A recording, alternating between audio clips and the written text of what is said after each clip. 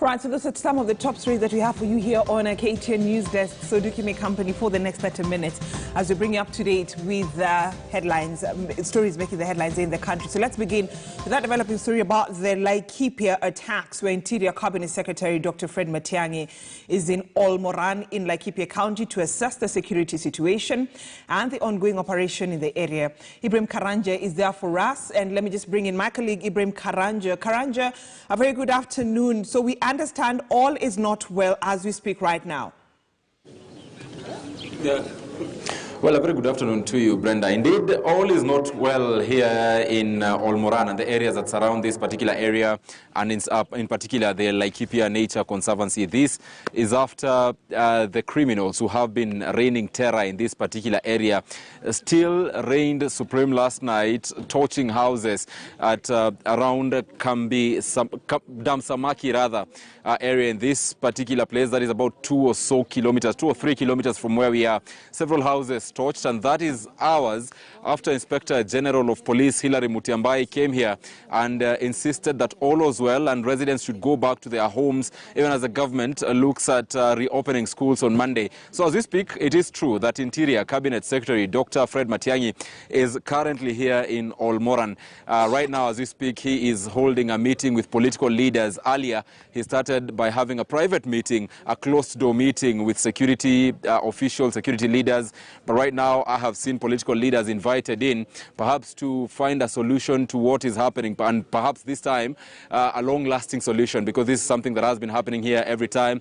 In that hall is where the CS Interior Fred Matiang'i is with those political leaders. And outside, just to paint a picture of what is happening here in Ol-Moran, is that tension is still high, because few meters, about 200 to 300 meters from where Matiang'i is having this particular meeting, there was a funeral service that was being conducted for one of the people who were killed by these criminals last week. So that just shows how real the situation is. A funeral for a victim of this insecurity situation happening only a few meters from where the security meeting by Dr. Fred Matiang'i was happening. And I want to speak to residents because, like I said, Matiang'i has been speaking to security leaders and now political leaders. But what do the residents feel? They are the ones who have felt these gunshots at night, who have felt insecure at night, even as they are being attacked. Na naomba nizungumze na nyinyi mam, nieleze jina lako alafu niambie hapa katika eneo la Ol-Moran. Leo tumeona waziri wa usalama yuko hapa na unatembea, alikuwa hapa jana, alikuwa hapa wakati mwingine ambao uliopita. Mnahisi kwamba serikali inafanya kazi ambayo inafanya jukumu lote ambalo linahitajika ili kuweka salama nyinyi?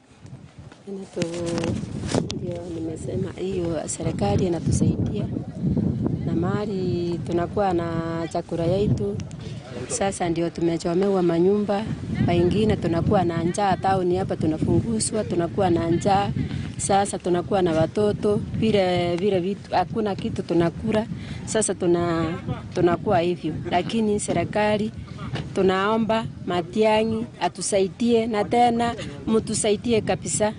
Sasa tuendelee na maisha yetu ile tunafanya, tuendelee na maisha yetu ile tunakaa. Sasa kuanza hivyo nimesema hata nyinyi kama mahali mnaenda mtusaidie. Msaidie hata watoto wetu warudi shule. Serikali ilisema kwamba mambo iko sawa, mrudi kwenu mahali mlitoka. Mnahisi kama mnaweza rudi? Tuwezi rudi kwa maana tutaki tuseme ati tutarudi kwetu, tuwezi rudi kwa maana hapo hiyo watu tunataka basongeshwe waende mbali, alafu turudi masamba yetu. Lakini saa hii serikali inatuambia turudi, tuwezi rudi. Sasa tuenda kuuliwa, tuwezi enda. Tunataka amani ekue. Sasa kama inakuwa tutarudi masamba yetu, tuwezi enda mahali. Mama unaitwa nani?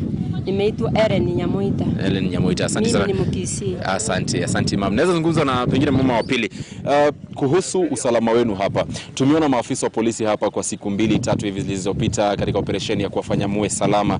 Unahisi kwamba kumeweza kuimarika? Kuna jambo lolote ambalo limebadilika? Hakuna usalama hapa. Hakuna usalama? Hakuna. Hata usiku tulipigiwa marisasi. Ng'ombe zilikuwa ziibu hapo mbele ya polisi. Kwa hivyo hakuna usalama.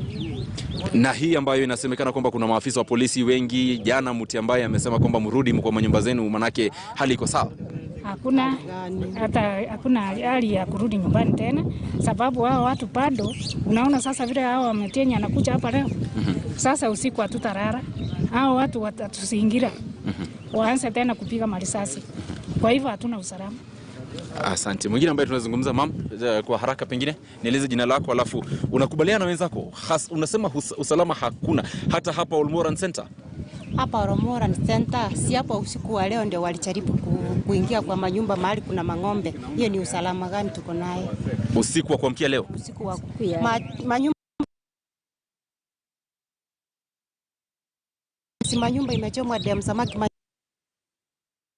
All right, I do apologize for that technical hitch that my colleague Ibrahim Karanji is experiencing from his side, the interior parts of Laikipia County. That's why there's a bit of some freezing on his side. But he was getting the sentiments of Laikipia residents who are saying as much as the CS has made his way there, they still feel unsafe. And they're saying that the fact that he's there tonight, they might not end up sleeping. The bandits will come back again, talking about torching of different houses and, theft of livestock. But then Ibrahim Karanji will be giving us more details because they're still assessing the situation there. And of course, reports so far that we have, it is that armed bandits have torched several homes, including that were owned by police reservists in Ol-Moran area, even as the CS visits Laikipia County. Now, the Maasai Council of